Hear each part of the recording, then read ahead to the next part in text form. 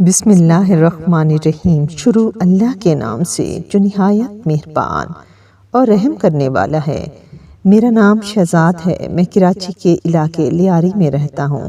میں نے اپنے BA کا امتحان دینے کے بعد یہاں لاہور بھاوی کے پاس چھٹیاں گزارنے کا پروگرام بنایا۔ ہم 2 بھائی ہیں۔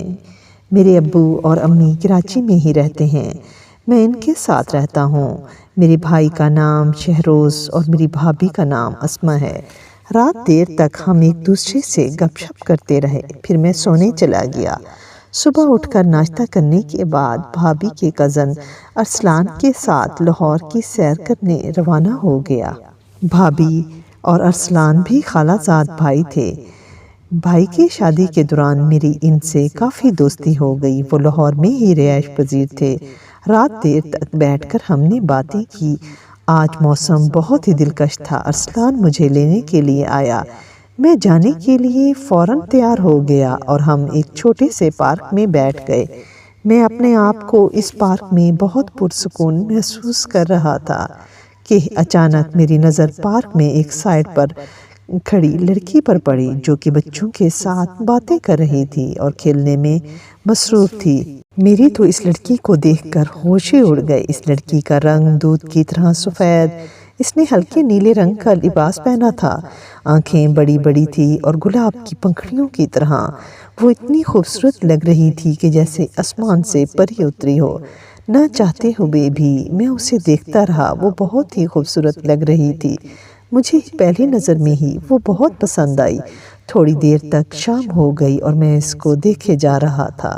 کچھ لمحوں بعد وہاں سے چلی گئی۔ وہاں سے جاتے ہوئے اسے مسلسل دیکھتا رہا۔ میرا دل بہت تیزی سے دھڑک رہا تھا اور کہہ رہا تھا کہ اس کو روک لوں، لیکن میں نے سوچا ارسلان نے مجھے آواز دی اور کہا کہ مجھے لگتا ہے ہمیں چلنا چاہیے کیونکہ شام میں سب ہمارا انتظار کر رہے ہوں گے۔ پھر ہم لوگ گھر کی طرف روانہ ہو گئے۔ گھر آنے کے دوران بھی میرے دل و دماغ میں صرف اور صرف اس لڑکی کا تصور تھا۔ میں نے اپنے دوست ارسلان سے اس لڑکی کا ذکر کیا تو اس نے کل پارک میں جا کر اس کا نام پوچھ لینا۔ میں نے کہا مجھے اس لڑکی سے ڈر لگتا ہے۔ پھر سوچا کہ آج ہمت کر کے ضرور اس کا نام پوچھوں گا۔ آج تو ارسلان بھی مجھے لینے نہیں آیا۔ آج صرف اور صرف میں اس لڑکی کی یاد میں گھومتا رہا۔ مجھے اس سے بات کرنی تھی۔ ہر حال میں اس کا نام پتہ کرنا تھا۔ ان سوچوں کے ساتھ شام ہو گئی اور میں فوراً پارک میں گیا۔ وہاں پر مجھے پھر سے وہ نظر آئی۔ اس لڑکی کو دیکھے ہی جا رہا تھا اور یہی سوچ رہا تھا کہ اس سے جا کر اس کا نام پوچھتا ہوں۔ اتنے میں کسی نے پیچھے سے آواز لگائی، نوشین! تو فوراً ہی اس لڑکی نے پیچھے مڑ کر دیکھا۔ وہ لڑکا کہنے لگا، خالہ جان آئی ہیں نوشین۔ یہ سن کر فوراً ہی اس لڑکے کے ساتھ چلی گئی۔ اچھا نوشین، تو یہ نام ہے میری محبوبہ کا؟ وہ اپنے منہ میں بڑبڑایا اور ساتھ ہی گھر کی طرف روانہ ہو گیا۔ ساری رات میں نوشین کے خیالوں میں رہا۔ اپنی زبان سے بار بار اس کا نام لیے جا رہا تھا۔ اگلے دن مجھے اٹھنے میں کافی دیر ہو گئی۔ میں نے اٹھ کر گھڑی پر ٹائم دیکھا تو دن کے 11 بج رہے تھے۔ میں جلدی سے فریش ہو کر ٹی وی لاؤنج میں پہنچا تو دیکھا بھابھی کسی کے ساتھ باتیں کر رہی تھی۔ میں نے بھابھی کو آواز دی۔ بھابھی مجھے کہنے لگی کہ آؤ تمہیں اپنی سہیلی سے ملواتی ہوں میں۔ اب میں نے ہاتھ کے اشارے سے انکار کیا، لیکن بھابھی کے بے حد اصرار پر اس کے سامنے آنا پڑا۔ جب میں اس لڑکی کے سامنے گیا تو حیران رہ گیا کہ وہ لڑکی جس کو میں پارک میں دیکھا کرتا تھا، اپنے خیالوں میں دیکھتا تھا، وہ آج میرے سامنے موجود تھی اور میں صرف اور صرف اسے دیکھے جا رہا تھا۔ بھابھی نے اس سے میرا تعارف کروایا۔ یہ میرا دیور ہے، لیکن یہ مجھے اپنے بھائی سے بھی زیادہ عزیز ہے۔ کچھ دن پہلے کراچی سے یہاں چھٹیاں گزارنے آیا ہوا ہے اور یہ میری دوست ہے۔ ہم اسکول کالج میں اکٹھے پڑھتے رہے ہیں۔ نوشین کے جانے کے بعد میں نے بھابھی کو ساری بات بتا دی اور یہ بھی بتا دیا کہ نوشین کو پہلی نظر میں پسند کرنے لگا ہوں۔ بھابھی نے مجھے سمجھایا کہ وہ کسی اور کی ہے۔ بھابھی کہنے لگی کہ اس کی منگنی اپنے خالہ کے گھر ہو گئی ہے۔ وہ خالہ کے بیٹے کو بہت پسند کرتی ہے۔ وہ ملک سے باہر پڑھنے گیا ہوا ہے۔ اس کا نام ارم ہے۔ کل وہ آ رہا ہے اور نوشین کی شادی ہونے والی ہے۔ وہ اپنی شادی کا کارڈ دینے آئی تھی۔ میں نے پہلی بار کسی سے محبت کی، وہ بھی ناکام ہو گئی۔ میرا دل مکمل طور پر ٹوٹ چکا تھا۔